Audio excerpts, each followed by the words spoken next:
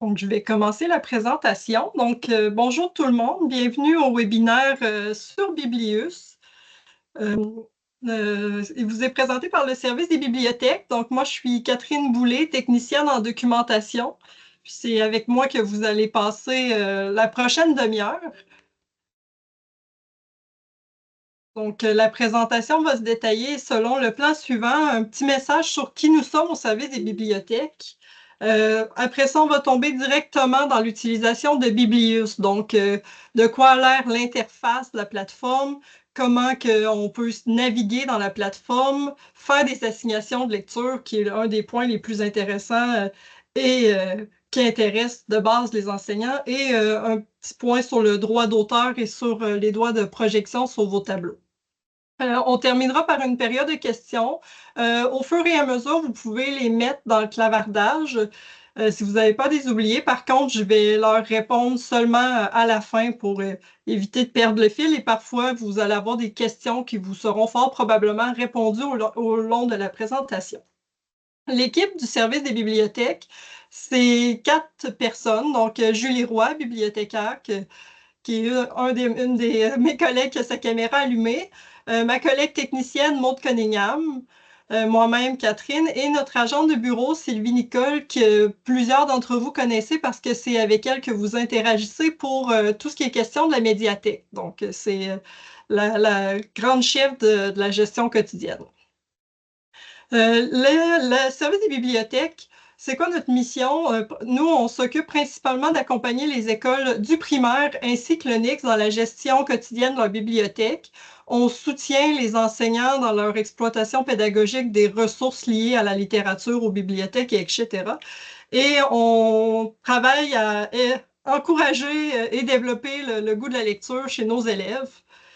Ça consiste principalement en tout ce qui est sélection de livres de qualité, faire les achats pour vos bibliothèques ainsi que pour les enseignants du primaire avec la mesure d'achat pour les classes, garder et maintenir intéressantes vos collections, donc tout ce qui est élagage inventaire, former les enseignants responsables à utiliser la bibliothèque, nos précieux bénévoles aussi qui vous accompagnent dans la gestion de vos périodes et accompagner les directions sur les réaménagements des bibliothèques. Donc, quand il faut agrandir, rapetisser la bibliothèque, rénover, comme nous voyons dans certaines de nos écoles primaires présentement. Dans la portion Soutenir les enseignants, on vous accompagne au besoin pour lorsque vous avez des projets liés à votre enseignement. On peut vous faire des bibliographies thématiques. On peut vous suggérer des activités aussi pour revamper votre utilisation de la littérature.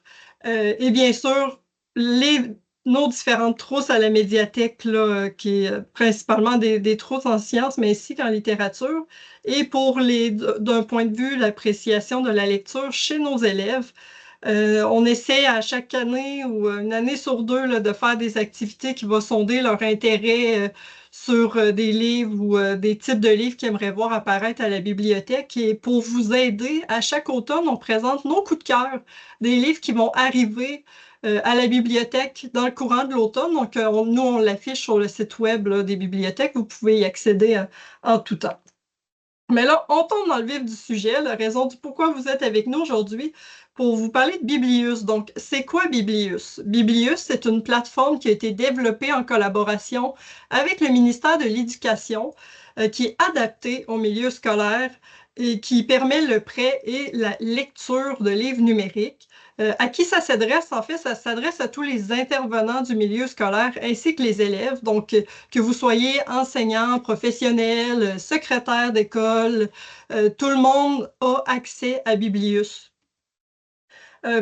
Bref, statistique, Biblius, nous, présentement, nous n'avons que la collection partagée, donc celle qui est disponible à la grandeur du Québec. Elle contient 451 titres, majoritairement en français, donc c'est plus de 90% de la collection, et un petit 10% de la collection qui touche les livres en anglais ainsi que des titres multilingues. Ils sont répartis majoritairement du préscolaire jusqu'au premier cycle du secondaire, donc c'est 180, non, préscolaire, primaire, premier, deuxième cycle, excusez-moi, qui est 42 ce qui est troisième cycle et premier cycle du secondaire, c'est la plus grosse partie de la collection. Et le reste de la collection va pour les élèves de l'adulte et le deuxième cycle du secondaire. Petit fait intéressant pour vous, à chaque année, c'est à cette période-ci de l'année, je ne pourrais pas vous dire si c'est déjà terminé. Il y a une consultation qui est faite auprès des membres scolaires pour connaître les titres qui les intéressent, ceux qui sont les plus aimés ou ceux qui aimeraient le plus voir apparaître dans la collection partagée. Donc là, ça, c'est comme le moment par excellence où les titres que vous aimeriez utiliser en classe, vous pourriez remplir le sondage et les demander à Biblius, puis eux, après ça, ils se chargent de voir pour les ententes avec les éditeurs et si c'est possible. On va tomber tout de suite dans l'utilisation au jour le jour de Biblius et de quoi ça a l'air. Donc, Biblius, de base, ça a l'air de ce que j'affiche à mon écran. La page d'accueil comprend toujours les titres que vous êtes en train de lire. Pour vos élèves, il y a un autre case ici qui apparaîtrait qui s'appelle « Je dois lire ». Et dans le bas, vous avez l'inventaire de ce que vous avez lu. Ça peut être intéressant si vous aimeriez relire un livre que vous avez déjà lu, mais dont vous auriez oublié le titre. Parfois, pour les élèves, moi, ils ne s'affichent pas présentement. On voit aussi les imagettes des sélections, mais je vais vous en reparler dans quelques instants. Vous naviguez toujours par les onglets du haut, donc mes lectures, ça renvoie dans ce cas-ci presque de façon identique à la page d'accueil. Vous avez la possibilité d'utiliser Explorer. C'est là que vous allez repérer les différents titres, soit par titre, auteur, etc.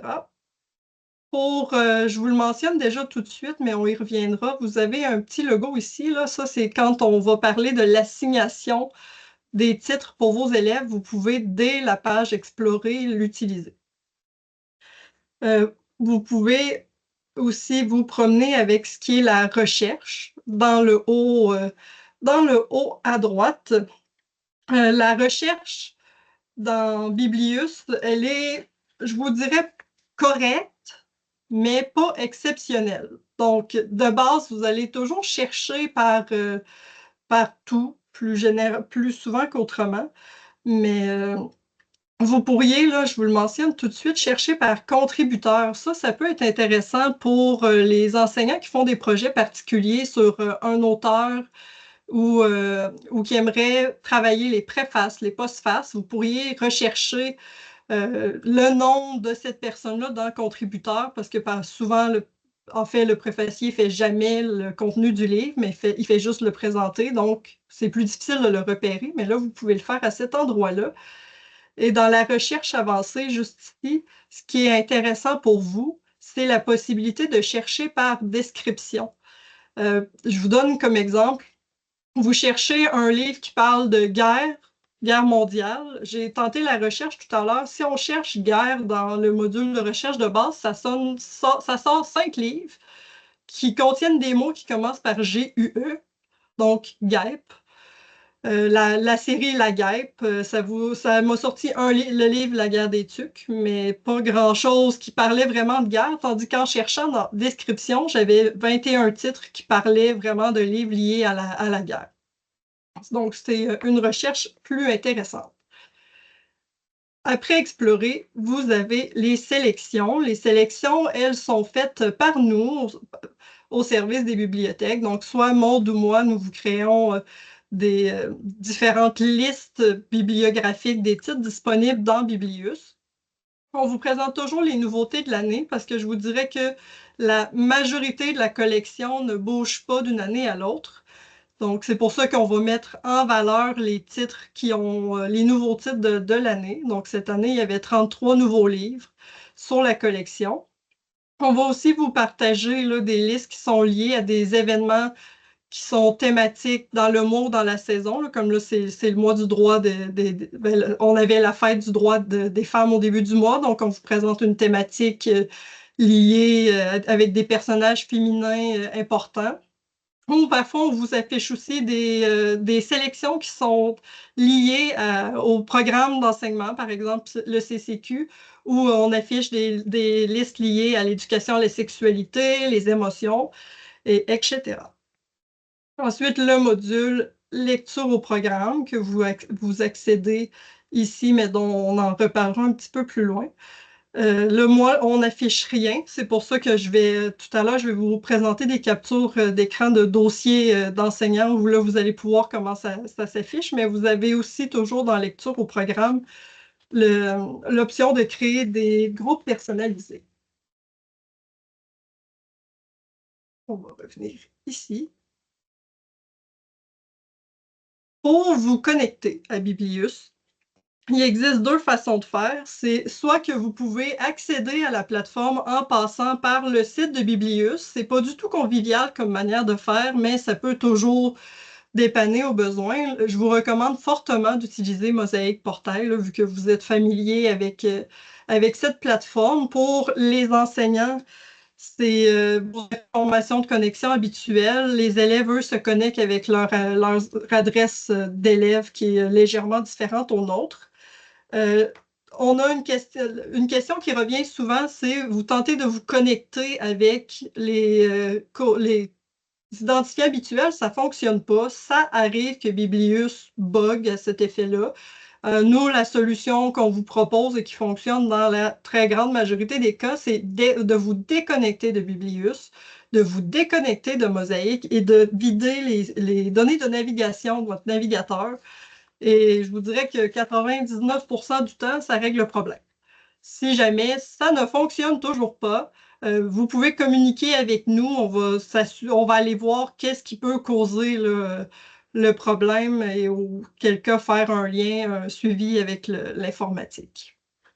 La recherche, je vous en ai déjà parlé. J'y avais pris un petit peu d'avance. Pour emprunter un livre, qui est la base de ce qu'on fait dans Biblius, lorsque vous avez repéré un titre dans Explorer, en cliquant sur la notice, vous allez pouvoir l'emprunter. Vous voyez, tout à l'heure, je vous ai parlé là, du petit logo pour assigner un groupe qu'on voyait dans le module Explorer. Vous le retrouvez aussi dans la notice. Vous pouvez lire un extrait du livre et vous avez le bouton Emprunter. Les élèves, eux, emprunter ne s'ouvre pas. Automatiquement, ils vont avoir emprunté pour usage individuel. Les membres du personnel, enseignants professionnels, nous, on a la possibilité de défiler des options. Donc, nous, on a toujours usage individuel et emprunter pour projeter. Donc, si vous utilisez le livre en classe, vous voulez le projeter sur votre TNI, vous allez pouvoir le faire en cliquant sur ce bouton-là. Les prêts dans Biblius sont toujours de 41 jours. Selon le principe de chronodégradabilité, après 41 jours, le livre est retourné automatiquement. Et là, il ne sera plus dans Je lis, mais il va tomber dans J'ai lu. Donc, si vous faites une assignation d'un titre pour une lecture qui finalement prend plus de 41 jours, votre élève va devoir réemprunter le livre pour poursuivre sa lecture. Pour retourner un livre, une fois que vous avez emprunté le livre, vous avez un bouton, le bouton retourner là, qui va apparaître. Ce bouton-là, il faut faire attention là, quand c'est pas, ça sert pas à je veux retourner en arrière, c'est vraiment là, ça retire le livre de vos lectures puis ça le met dans J'ai lu. Vous avez encore la possibilité de déclarer la projection et ça va ce bouton-là là, vous suit partout. Sans doute, vous allez vous demander, mon élève, parfois, il veut lire, ou même moi, je veux lire, j'ai pas accès à Internet, est-ce que je peux poursuivre ma lecture? Oui, vous pouvez. Quand vous êtes dans le livre, vous pouvez, à l'aide des trois petits points, choisir lecture hors ligne. Lecture hors ligne va télécharger une version temporaire du livre sur votre appareil. Et là, c'est bien important, il ne faut pas fermer le navigateur dans lequel vous avez téléchargé la lecture hors ligne, parce que si vous le fermez, le téléchargement temporaire disparaît. Donc là, vous ne pourrez pas le lire dans l'autobus sans réseau ou sans données, là.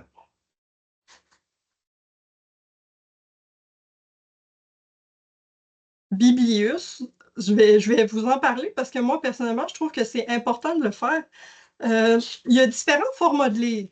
Donc, il y a un format qui est dit PDF, un format qui est dit EPUB et un format qui est dit Frog. On va commencer pour que vous puissiez voir là, les manipulations possibles avec les livres. Les formats PDF ont une mise en page fixe.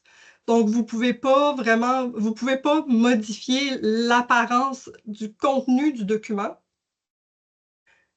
Donc, si vous voulez modifier là, les paramètres dans un livre, vous y avez accès par l'engrenage.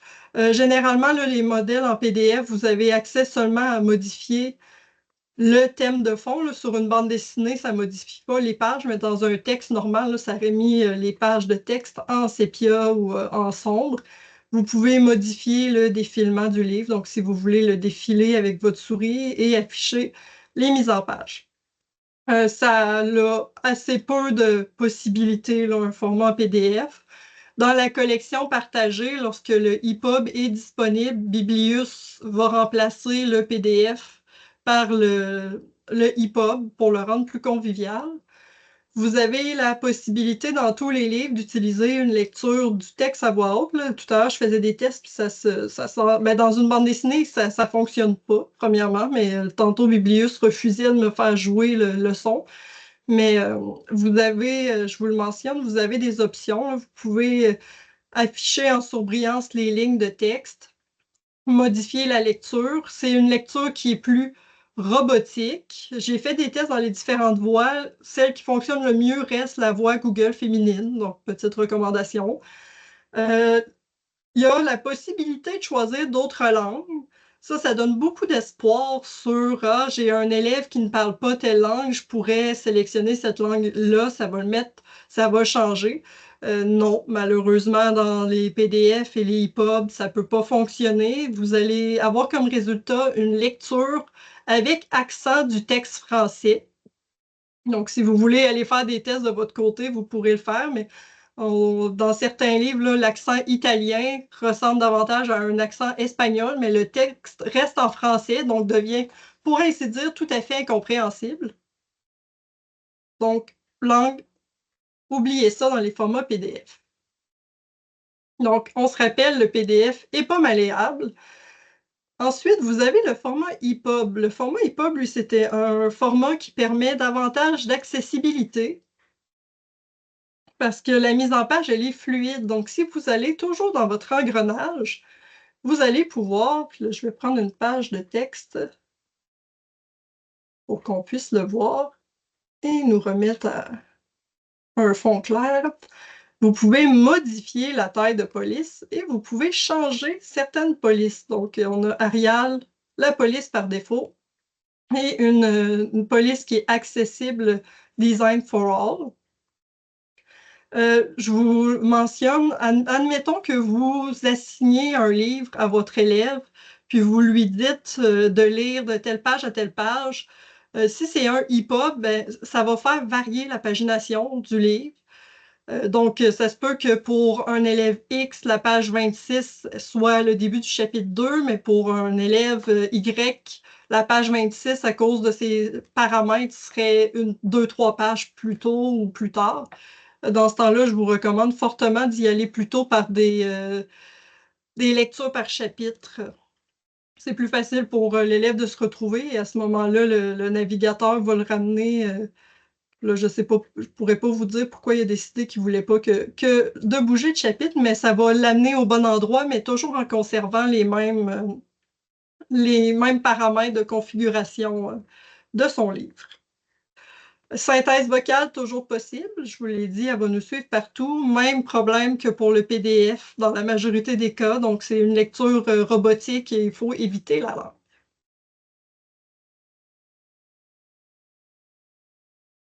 Troisième format, et ça, c'est celui qui est, c'est le format Frog. Donc, Frog, c'est pour Free Cognitive Reader.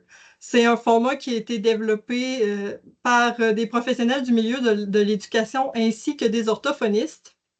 C'est le modèle qui est le format en fait qui est utilisé pour les élèves EHDAA, principalement axé sur les élèves ayant des 10. Donc, c'est très. Nos orthophonistes là, dans le centre de service l'utilisent déjà quand même assez souvent, le format Frog. C'est celui qui permet le plus d'options. Puis là, pour y accéder, vous cliquez sur la petite main de grenouille. Là, vous pouvez vous amuser. Là, tout à l'heure, j'avais grossi la police. Là. On va remettre une police un peu plus lisible. Vous avez différentes options. Là. Vous pouvez changer la police. Vous avez l'option de la police qui est Open Dyslexic, donc directement dédiée, pensée pour les gens dyslexiques. Vous pouvez agrandir l'espacement entre les lettres. Vous pouvez faire de la coloration syllabique. Donc, pour faciliter la lecture par syllabe du document, vous pouvez agrandir ou rapetisser le titre et utiliser une petite réglette pour garder la concentration là, sur une ligne de texte. Et surtout, puis là, j'espère que ça va bien marcher, vous pouvez faire la lecture vocale.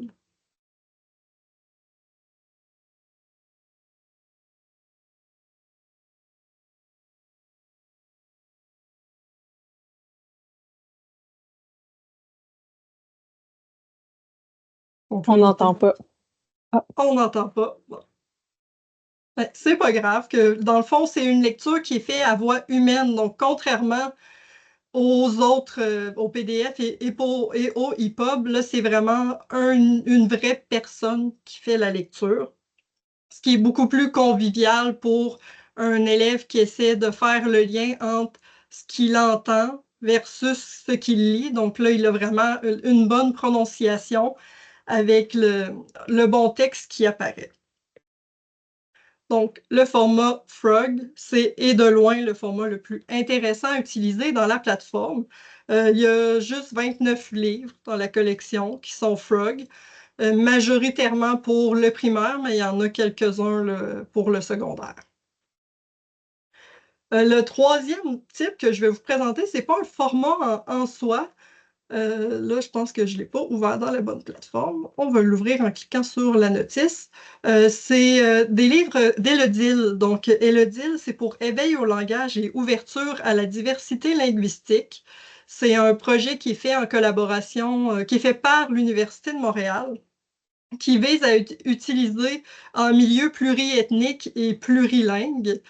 Puis là, c'est à cet endroit-là, là, tout à l'heure, on voyait qu'il y avait, je vous ai mentionné qu'il y avait des livres dans autre langue. Ben, dans les livres de Élodile, vous pouvez vraiment demander une traduction dans une autre langue et là, ça va le faire, vous le lire dans l'autre langue. Donc là, on sait qu'on ne peut pas partager le son, mais si je choisis arabe, le texte qu'on va entendre est vraiment le bon texte en arabe et dans le bas, à droite ou à gauche, dépendamment du sens de lecture, vous allez avoir le texte dans l'autre langue. Donc là, on voit le langue en arabe. Si on prend en grec moderne, qui est une langue que je ne parle pas, mais là, on voit que le sens de lecture a changé, donc l'affichage a changé de côté et le texte est traduit en grec. Et on verrait aussi, on entendrait le son aussi en grec. J'ai testé les langues que je connaissais, puis la traduction était bonne. Les livres de Elodile aussi vous donnent accès à des jeux et à des fiches, donc ça peut être intéressant pour aller plus loin dans votre utilisation d'une ressource. Il y en a juste 11, donc il n'y en a pas beaucoup, mais espérons qu'il y en aura davantage dans les options de l'année prochaine.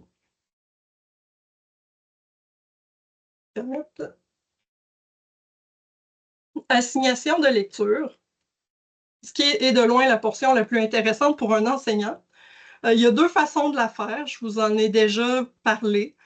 Donc, soit à partir du catalogue ou d'une notice. L'assignation de lecture, ça vous permet de donner des lectures obligatoires à vos élèves et tout le monde lit le même livre en même temps sans avoir besoin de la copie papier. Si vous voulez modifier l'assignation de lecture, donc vous Tout à l'heure, là, je vous disais, quand vous les ajoutez, on sélectionne le livre, on l'ajoute à un groupe. Vos groupes, ils s'afficheraient de cette façon-là. Vous sélectionnez le numéro de code de cours et de groupe à qui vous voulez l'assigner. Et là, malheureusement, vous pouvez pas, si vous avez 6 groupes qui vont lire le même livre, vous pouvez pas cliquer les 6 groupes et le faire juste une fois. Il faut le faire un par un. Et là, si vous désirez de modifier cette assignation-là, vous pouvez aller dans Lecture au programme, rentrer dans votre numéro de groupe et modifier soit à quel groupe vous l'assignez ou le retirer de l'assignation. Si vous le retirez de l'assignation, il va disparaître du dossier de vos élèves. Donc, eux, ils verront plus qu'il y avait Oscar et la Dame en rose à l'écran. Vous pouvez mettre plus d'un livre en assignation de lecture du coup, là, si vous voulez planifier en début d'année toutes vos lectures pour l'année. Vous pouvez les mettre tous en même temps ou les ajouter au fur et à mesure, là, si vous préférez garder le suspense pour vos élèves. Il existe, tout à l'heure, je vous ai mentionné le petit bouton qui s'appelait Mes groupes personnalisés. Ça peut être intéressant si vous voulez faire des cercles de lecture, si vous faites des projets particuliers avec un nombre restreint d'élèves. Vous pouvez créer un groupe. Là, ça va vous générer un code et votre élève n'a qu'à aller entrer le code quand il est dans ses lectures. Là, lui, il verra un bouton qui s'appelle Rejoindre un groupe. Il rentre le code et ça va lui créer un code un peu comme s'il était dans un groupe supplémentaire. Et pour vous, la gestion de ce groupe-là se fait exactement de la même façon que vous pourriez gérer les lectures. Point quand même important, puis je voulais pas le laisser tomber, c'est la gestion du droit d'auteur et de la projection. Tous les livres empruntés sur Biblius peuvent être projetés sur votre tableau, ce qui peut permettre de faire une lecture d'un document devant la classe à vos élèves, ou vous décidez qu'un élève lit tel paragraphe, l'élève suivant lit le paragraphe suivant, etc. Donc, quand vous êtes dans votre notice, vous avez toujours le emprunter pour projeter. Pourquoi? Là, si vous faites emprunter pour projeter, ça va vous ouvrir le formulaire qui vous demande de déclarer son utilisation. Donc, pour permettre une juste rémunération de nos créateurs, c'est important de déclarer l'utilisation d'un livre. Puis en plus, avec Biblius, là, c'est très rapide. Là, vous avez littéralement 3 questions. Répondre, on clique, envoyer, copie-bec, eux reçoivent l'information et par la suite, ils peuvent payer le montant approprié à l'auteur. Euh, En plus, bonne raison de le faire, c'est que souvent, les livres que vous allez utiliser dans Biblius, ben, vous allez faire venir ces mêmes auteurs-là pour différents projets en classe. Donc, c'est aussi une forme de respect et de gratitude envers leur travail et leur dévotion dans le domaine. C'est rapide, gratuit, puis vous pouvez toujours y revenir si vous avez oublié de le faire à un moment précis. Donc, on y retourne pendant l'heure du dîner, à la fin de votre journée, on déclare 3 questions, c'est terminé. Là, on est presque rendu à la période de questions, mais moi-même, j'avais anticipé 2 questions à venir. Donc, j'en ai profité pour leur répondre. La première, ça se pourrait que certains d'entre vous nous demandiez, est-ce qu'un bon lecteur dans ma classe peut voir tous les livres? Parce que ce que j'ai probablement oublié de vous mentionner, c'est que Biblius a mis des restrictions aux élèves selon leur niveau. Donc, par exemple, un élève du primaire peut voir dans Biblius les livres qui sont considérés comme étant de niveau primaire. Par contre, il ne pourra pas chercher un livre de niveau secondaire. En comparatif, un élève du secondaire, lui, verrait les livres du primaire et du secondaire, mais ne verrait pas les livres adultes. Ce qui fait que si vous enseignez en 6e année, mais que vous désirez faire lire un livre que Biblius considère étant un livre de secondaire, votre élève ne pourra pas le voir dans Biblius. Il y a 2 façons de le faire.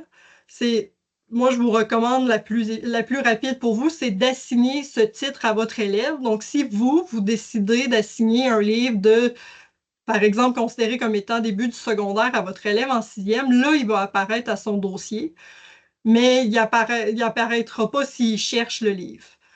Sinon, là, si c'est un cas très sporadique, vous pourriez contacter avec nous. Nous contacter, là, nous, on peut modifier son type d'accès et lui permettre de voir d'autres banques de livres qu'il ne verrait pas. Biblius, ça arrive qu'il va considérer un livre selon un groupe d'âge, mais c'est pas le bon groupe d'âge, là, donc cette information-là, elle n'est pas parfaite. Et finalement, la question qui nous est souvent demandée, c'est est-ce qu'on peut acheter des titres? J'ai déjà mentionné que nous, à l'heure actuelle, on n'a que la collection partagée, donc celle qui est accessible à tout le monde au Québec. Il n'y a pas de budget collectif de centre de services pour faire l'acquisition d'une banque locale. Par contre, si votre direction vous alloue un budget euh, spécifique pour X, Y raison, on peut faire l'acquisition de licences et vous les assigner dans votre dossier. Si vous voulez vous aider à repérer les types et les coûts des différentes licences en allant sur le site des libraires livres numériques, vous pouvez voir les livres qui sont disponibles à l'achat. Tout à l'heure, j'ai vérifié, là, il y a même davantage, en tout et partout, il y a une centaine de titres Frog qui peuvent être achetés sur la plateforme. Donc, ça peut être intéressant pour bonifier vos collections en classe. Et généralement, là, les licences vont ressembler à ça, là. C'est soit 55 prêts, un à la fois. Ça veut dire que vos livres, vous allez pouvoir lire le livre une seule fois du coup, mais 55 fois de suite. Donc, si Catherine finit de lire le livre le 20 mars, ben, Maud va pouvoir l'emprunter quand Catherine va le retourner, et ainsi de suite.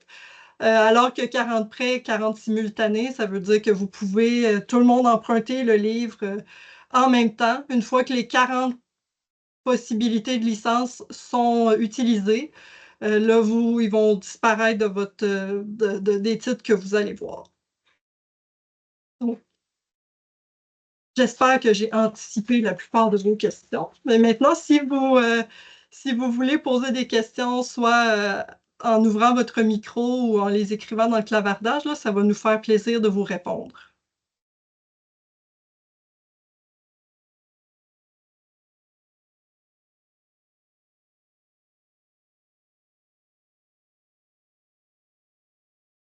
Je ne sais pas si c'est un point positif que personne n'ait de questions, puis ça veut dire que j'ai littéralement répondu à toutes vos questions. Mais sinon, gênez-vous pas si vous préférez les écrire dans le clavardage. Ah oui, merci Corinne là, d'arrêter l'enregistrement pour ceux qui ne voudraient pas